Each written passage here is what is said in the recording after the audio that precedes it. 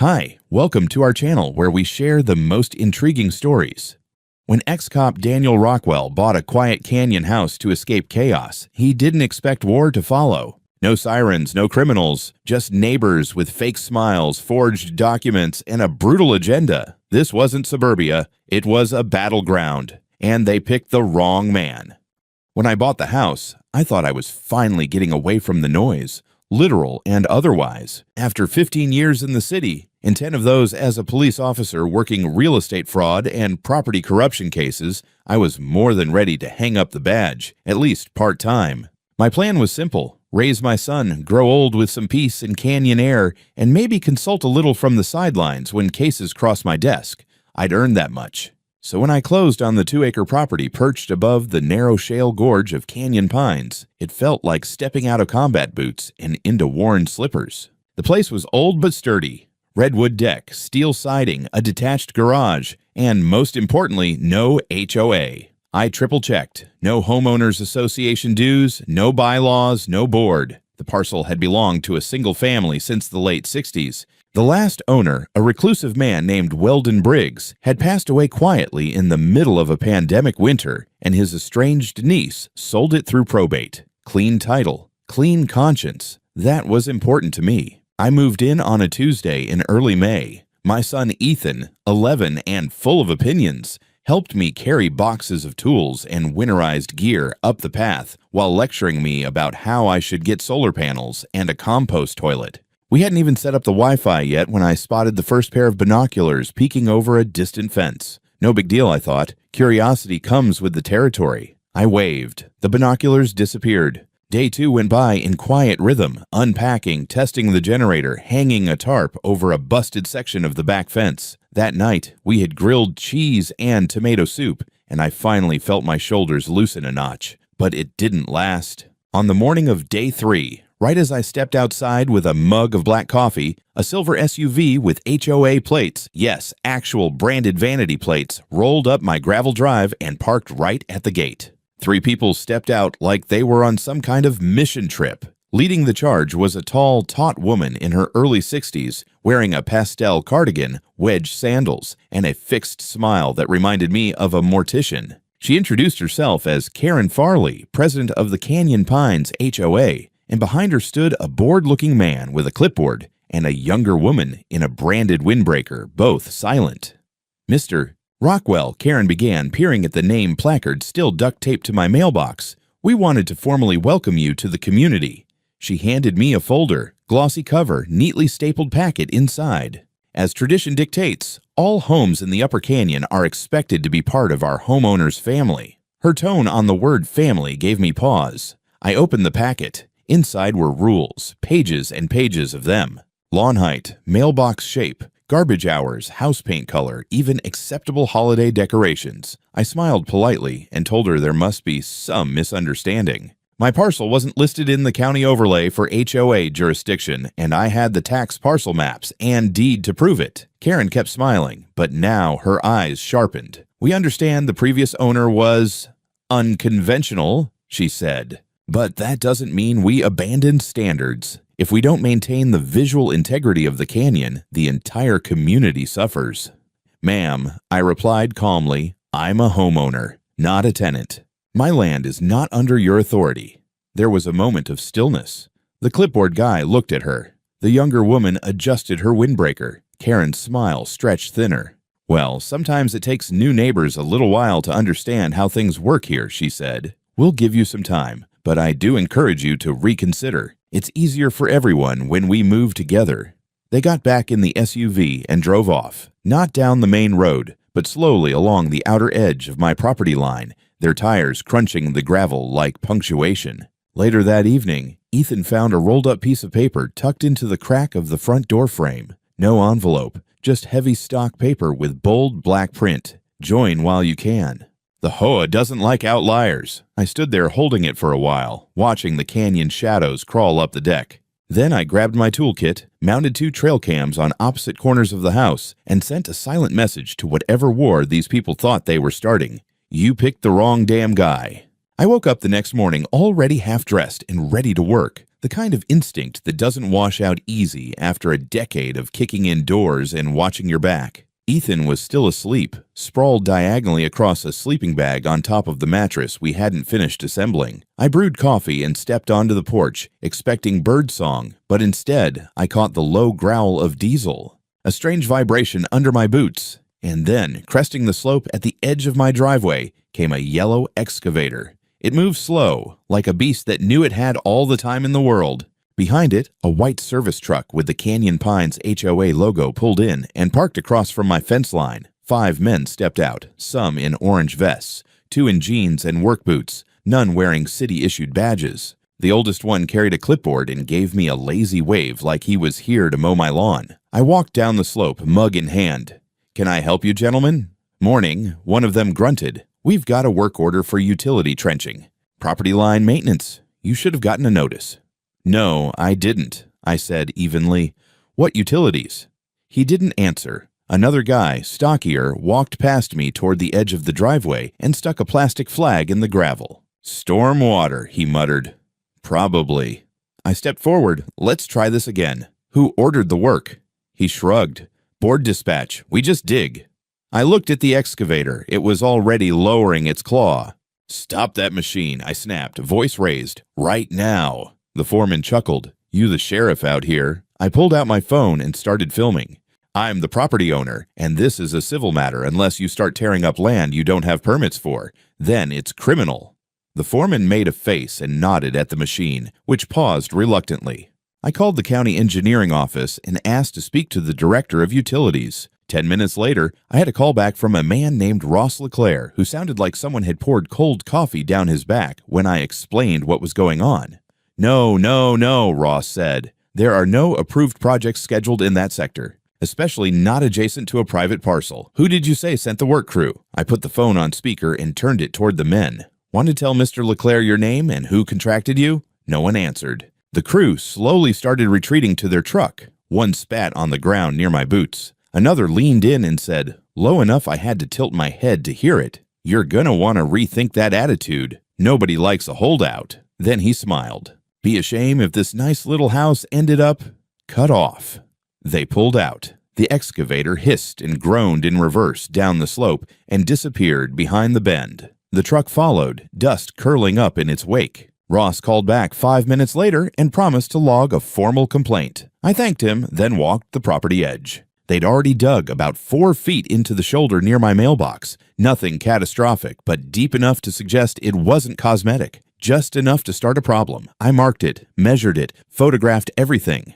Back inside, Ethan was still asleep. I opened the laptop, logged into my off-grid storage array, and started uploading the morning's footage. Then I pulled out a legal pad and started a timeline. Because, in my experience, harassment only ever escalates. And if they wanted to make this a war of attrition, I was going to build my own trench, one lined with records, timestamps, and evidence. Later that night, I checked the front porch again before bed. That's when I saw it. My no trespassing sign, brand new, bright red lettering, was bent backward like someone had grabbed it and twisted with both hands. The screws holding it to the post had been ripped clean out, and the sign was now dangling sideways by a single rusty nail. There was no wind that day, no deer, just silence, and now this. I grabbed my toolkit again, but not to fix the sign. This time, I mounted 2 more hidden cameras, infrared, low light, motion triggered, battery backed, and synced to a separate cloud endpoint. I wasn't just preparing for vandalism, I was preparing for siege. The days that followed were quiet enough that part of me wondered if I had overreacted. Even the broken sign remained untouched, as if the message had been successfully delivered and understood. Still, every time I stepped outside, my eyes traced the tire scars near my mailbox, a reminder that people with heavy machinery and bad intentions had come knocking without invitation. Ethan went back to online classes, headphones on, oblivious to the tension simmering outside our windows. I used the quiet to finish installing cameras higher in the trees and one camouflaged unit under a pile of shale near the property line, its wide-angle lens aiming straight at the road curve where that excavator had appeared. On the evening of the 5th day since the visit from the crew, I was in the living room sorting through receipts when a soft chime from my phone made me freeze. Motion alert. One of the hidden cameras near the driveway had triggered. The timestamp showed it was a little past 2 in the morning. I muted the volume and tapped into the live feed. Headlights swept across the dirt, but the beams were low, dimmed unnaturally. As the vehicle came into view, I recognized the same white work truck with the HOA logo on its doors. It rolled slowly up to the exact spot where they had dug earlier. The engine cut. Doors opened.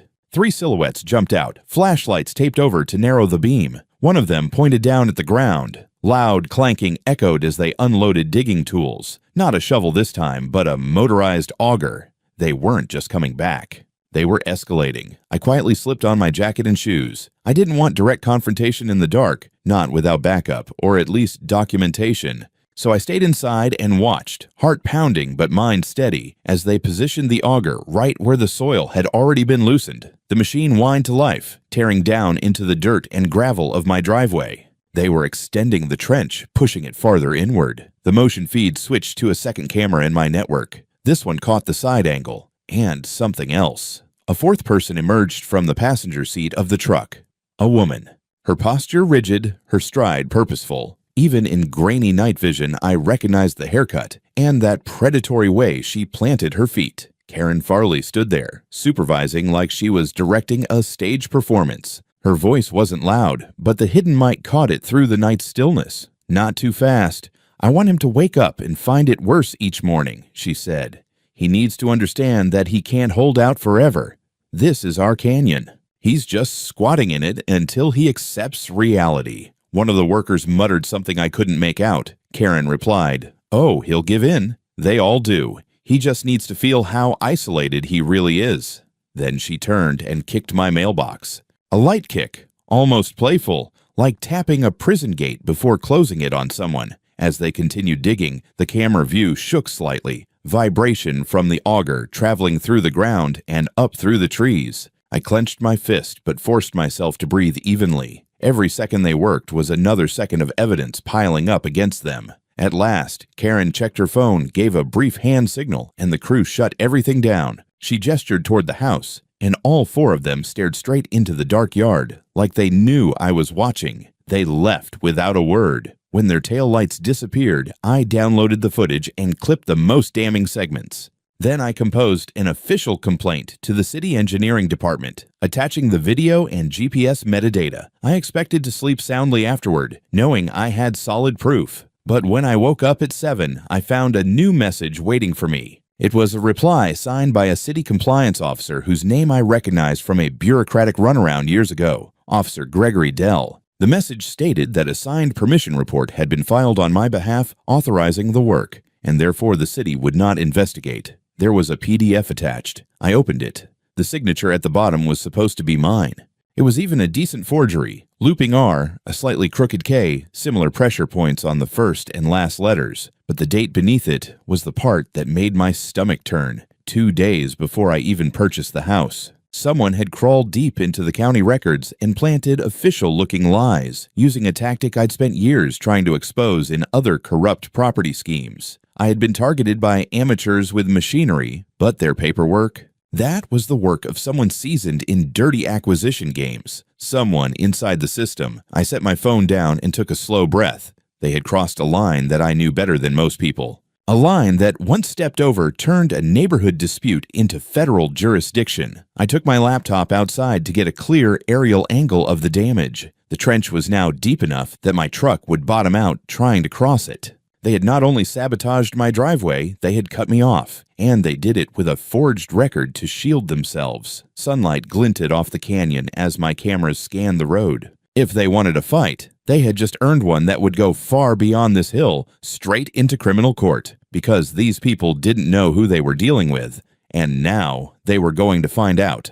I didn't get much sleep that night, not after watching that forged permission slip spread across my screen like a crime scene photo. I spent the early hours triple-checking my deed, the timestamp on my closing documents, and every line of the parcel map. I already knew I was right. Now I had to build a wall of proof high enough that not even Karen's fantasy HOA kingdom could climb over it. I backed up everything to 3 separate drives and mailed one to my old partner in Denver with no explanation except a note, just in case. By 8:30, I was outside, boots laced and camera slung under my jacket, staring at the trench in my driveway. It stretched in a lazy arc now, cutting across the edge where my tires usually rolled. I measured it out. Nearly 6 feet wide, at least 4 feet deep at the center, and sloped in just the wrong way, like someone had intentionally designed it to collapse. I called the county engineering office again, asking to speak to Ross LeClaire. The woman on the line said he was on indefinite leave. Just like that. When I asked who was replacing him, she gave me a name I didn't recognize. Someone with no digital footprint, no LinkedIn, not even a government email. My stomach sank. That meant they'd either pulled Ross off the case or scared him into silence. I'd seen that kind of maneuver before. Quiet internal shuffling to avoid attention. Ethan came out on the porch, rubbing his eyes and yawning. I told him to stay inside for the day. I didn't say why. At around 11, I saw a familiar silver SUV creeping down the road. It parked 2 houses down, and Karen stepped out like she was inspecting a vineyard. She wore sunglasses the size of tea saucers and held her phone vertically, slowly panning across the landscape. When her lens hovered over my property, I raised my phone and recorded her recording me. She saw me, smiled thinly, and waved with 2 fingers. I didn't wave back. An hour later, I was inside reviewing one of the side camera feeds when I heard a strange, muffled boom. Low, not sharp, more like something giving way than something exploding. The house didn't shake, but something in my chest did. I grabbed my boots and ran out the side door, and then I saw it. The retaining wall, an older stone structure that lined the slope between my driveway and the road, had partially collapsed. A good 20-foot section lay in rubble, chunks of limestone scattered down into the trench they'd dug. The dirt behind it had started to erode, pushing debris toward the foundation of my driveway. It didn't just look dangerous, it looked deliberate. I crouched near the rubble and studied the collapse. The stones hadn't just fallen, they'd been undermined. The earth behind them had clearly been disturbed recently. No signs of roots or water damage, just clean cuts in the soil, like it had been scooped out from underneath. I followed the slide down, and that's when I noticed the tool marks. Jagged scrapes in the dirt, symmetrical, repeated. Like the bite of a backhoe bucket. It hit me all at once. They hadn't just widened the trench. They'd gone under the wall, hollowed it out from beneath, and let time and gravity do the rest. And now I had a landslide at my doorstep. I called the sheriff's department. They sent 2 deputies. One was an older guy I didn't recognize. The other was Officer Sheldon Graves. Graves I knew. He was listed on the Canyon Pines HOA website as Security Liaison, a volunteer post, not an official badge. But here he was, in full uniform. He strolled onto my property like he'd been there 100 times, didn't even knock. Well, well, he said, arms folded as he surveyed the rubble. Looks like old infrastructure failing on you. These old walls never last. It's lasted since 1973, I replied, until someone tunneled under it. He shrugged. Got any proof of that? I gestured to the camera in the tree line. Working on it. Graves tilted his head. Mr. Rockwell, if I may, sometimes when folks move into a tight-knit community, they underestimate how things work. Nobody's out to get anyone. But when you push against the grain, you create stress. That stress builds up. Eventually, something gives. That a threat, officer? He smirked. Just an observation. The other deputy looked uncomfortable. To his credit, he did inspect the rubble, took some notes, and promised to file a report. But Graves? He just leaned on his cruiser, writing nothing, arms crossed like he was waiting for me to crack. They left without giving me a case number. I knew what was happening. This wasn't just a turf dispute anymore. It was organized pressure. Covert at first, now increasingly overt. And if Graves was any indicator, they had help wearing badges. I spent the rest of the day compiling footage from the trench cam. Around 4 in the morning, several hours before the collapse, the camera caught the faint hum of an engine and movement at the edge of the trees. The image wasn't perfect, but the silhouette of a mini excavator rolled into view, operator obscured. Then, the camera caught flashes of movement near the base of the wall, tools, shadows, then a sudden pause as the machine idled in the dark for 10 minutes, like it was waiting for something. No plates, no identifiers, but enough to prove intent. That night, I sent everything to an encrypted drive and forwarded it to a contact at the state office I used to work with. A quiet message, just 6 words. Pattern matches ROD cases. Confirm jurisdiction. I didn't expect a reply right away. But now the clock was ticking. They had cracked the wall. Now it was my turn to break theirs. I woke up before the sun, wired and alert like I was back on surveillance rotation in a sting op. This wasn't just about my driveway or a collapsed wall anymore. This was a full-scale operation, coordinated, funded, protected. The HOA wasn't just playing dirty. They were following a pattern I'd seen in organized land coercion cases, something we used to call soft raids in departmental briefings. The difference was this time, I wasn't building a case against someone else. This time, I was the target. I made Ethan breakfast and walked him down the hill to the school bus stop, making damn sure he was safe and out of range. I didn't like the way the HOA street cameras panned when we walked by. There were too many eyes in this canyon that didn't belong to neighbors. By the time I got back, I had a message waiting on my encrypted line. A short reply from my contact at the state. We see the pattern. Proceed discreetly. No paper trail. That was all I needed. I pulled up the camera logs from the night of the wall collapse and cross-referenced it with 2 other cams I'd placed on the opposite edge of the property. Units I hadn't told anyone about, not even my friend at the registry office. One faced the road in, the other was buried in a tree trunk with a narrow lens trained on the slope. Motion activated, silent. What they captured made my jaw clench. There, in grainy night vision green, was Karen Farley herself. She stood just behind the dig crew, her outline unmistakable even through the infrared fuzz. Her hair pulled back, hands on her hips, barking orders like a battlefield general. She wasn't just aware of the sabotage, she orchestrated it. I boosted the audio and filtered the gain. The wind and diesel hum made it rough, but the phrase was clear. Do it smooth, no noise. Make it look natural. We want him to feel surrounded, not attacked. He should start to doubt the land, not us. Then laughter, male voices. A low comment I caught from one of the crew. Guy's a cop, you know. Karen's response. Then he should understand pressure. If he doesn't bend, we dig until he breaks. I froze the video and leaned back. There it was. Intent. Coordination. Threat. The kind of evidence that shredded careers and dissolved HOAs with a single court order, if it got to the right people. But I couldn't just go public. Not yet. I needed more than footage. I needed witnesses, a paper trail, something undeniable even if Karen tried to throw the crew under the bus. I made calls, quiet ones, to contractors I'd known in the metro area, people who'd worked in HOA-heavy regions. After a few tries and a few wrong numbers, one of them called back. Javier Ortega said he'd been subbed into Canyon Pines HOA projects a year ago. Said he got out fast.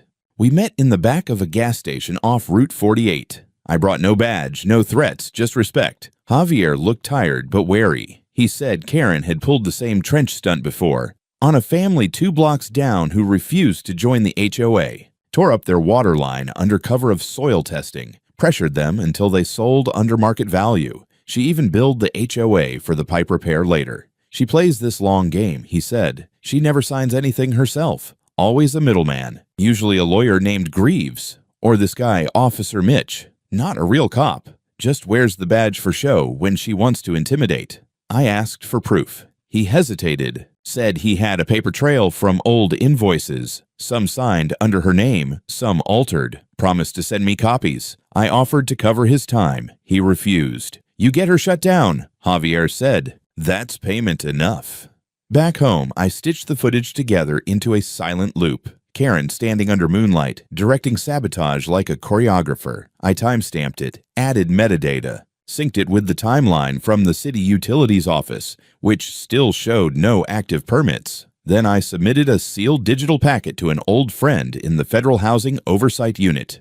No names, just facts, like I'd been trained. By sundown, Karen's crew hadn't returned, but I wasn't naive enough to believe they'd stopped. They were watching now, recalculating. And I was watching back, with every camera humming, every byte of data duplicated 3 times, buried in the cloud and off-site drives. This wasn't paranoia. This was preparation. I was shaving the next morning when I heard the explosion. Not a full-on detonation, more like a deep, sudden thud that made the windows tremble for a split second before the vibration settled into silence. The kind of sound that you feel in your chest before your ears even register it. I dropped the razor and bolted out the door, heart already sprinting ahead of my feet. The retaining wall, or what was left of it, a third of it had crumbled, just gone.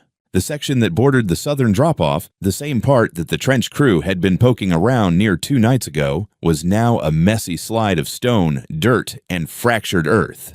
Chunks of concrete lay at unnatural angles, and a fine dust still hovered above the carnage like smoke. And standing on the edge of the road, as if summoned by the echo, were 2 cruisers.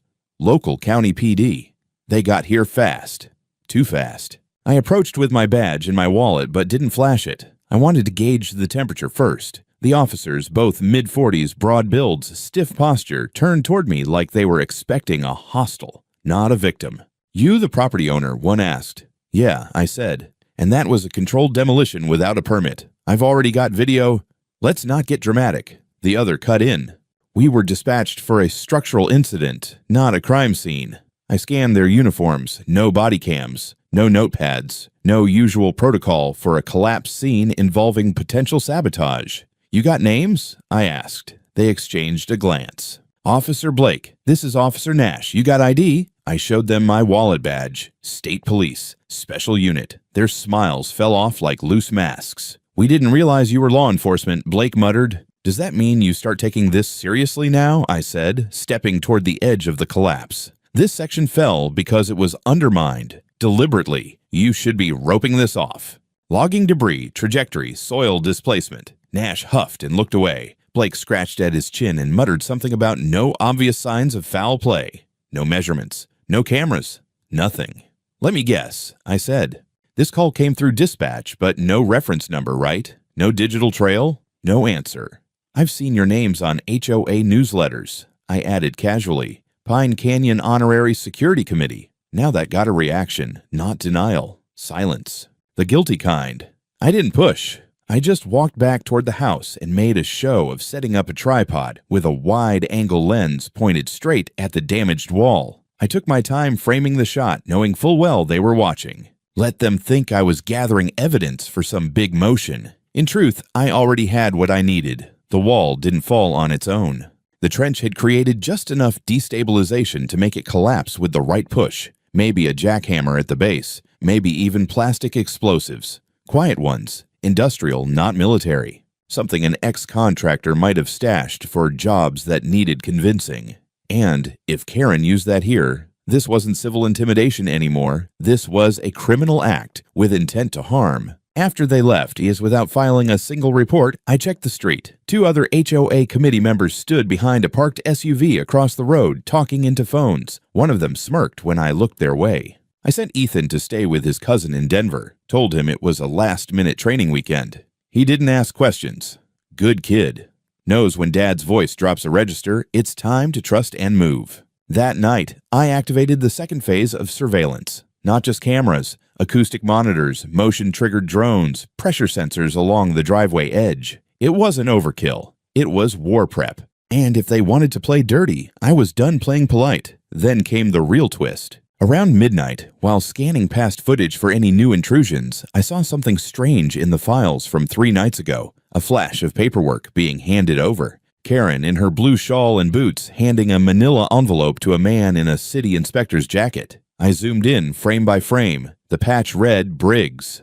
I knew that name. He was under investigation 2 years ago for taking payouts from developers in a zoning fraud case. Charges dropped for insufficient evidence. I guess now we had some. I clipped the footage, enhanced the audio, just enough to make out.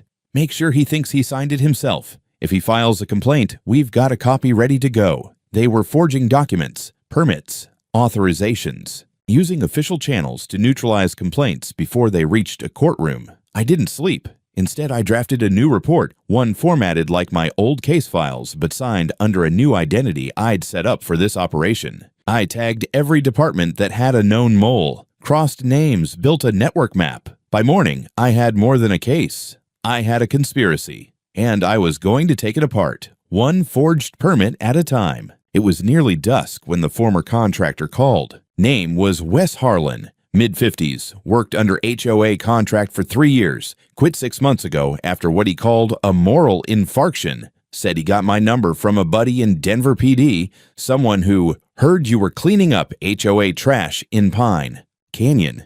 That alone told me he wasn't bluffing. I agreed to meet. Neutral ground, a half-abandoned RV park just off Highway 72. He showed up in a dust-covered Ford, windows duct-taped from the inside, paranoid as hell. I respected that. Most men who run from people like Karen Farley know exactly what she's capable of. He kept his sunglasses on even after the sun dipped below the ridge. "I got proof," he said by way of greeting, "but if I give it to you, I need something in writing." "I'm not going down with the rest of them." "You're not the one with explosives under your wall," I replied. "Talk." Wes exhaled, then pulled a worn-out binder from under his seat. Inside, chaos. Job orders, hand-signed directives from HOA execs, maps with highlighted dig sites, time cards for trench work on addresses far outside HOA jurisdiction. But what froze my blood was a photo tucked into the back sleeve. Karen standing with a group of men beside a backhoe, grinning like they were breaking ground on a monument. The caption scrawled in pen, "Robinson post-collapse." "She used us," Wes said. "Told us to shake up the holdouts. Said if we dug deep enough, everyone would either beg to join or sell out. Some of the guys liked it. Others quit. Then last year, one guy blew the whistle. Next thing I know, he's cited for code violations and sued for defamation. Karen's lawyer steamrolled him with fake permits." "Name of the lawyer?" I asked. "Raymond Kellerman." That name lit every alarm in my head. Kellerman had been investigated years ago for multiple instances of legal misconduct. Forged signatures, disappearing affidavits, mysteriously misplaced court records. Every time he walked. And now he was HOA counsel for Canyon Pines. I scanned the binder pages while Wes smoked a cigarette with trembling fingers. She paid city inspectors, he added, flat-out bribes, cash or favors. Sometimes she'd cover their property tax if they did a little delay paperwork or conveniently lose a complaint. Hell, she even used HOA funds to pay for a private investigator to dig up dirt on non-compliant owners. Blackmail. He looked up. "She told me once, there's no such thing as a neighbor, only obstacles." That's when I knew I had to get out. I took copies of everything, every form, every image, every sick detail, with his permission and a signed statement. It wasn't just harassment, it was racketeering. A full-blown enterprise running under the guise of neighborhood beautification. Back home, I loaded the evidence into a sealed drive and sent it to my old team in the state AG's office. I didn't attach my name, just a label, Operation Farley, Phase 1. Within the hour, I got a secure ping. Case opened. Stand by. That night, the HOA's community center caught fire. I saw it from my porch, a faint red glow on the horizon, too big for a bonfire, too distant for a house light. I drove closer. By the time I got there, it was chaos. Volunteers with garden hoses, Karen yelling at a contractor, two of her goons dragging boxes into a pickup bed. She was burning documents, literally. When she spotted me, her face twisted. "You did this," she screamed over the roar of flames. "Me? You're the one tossing your entire HOA archive into a bonfire." I shouted back. She didn't deny it. She didn't blink. She only narrowed her eyes and said, "You won't win. This canyon belongs to us. It always has."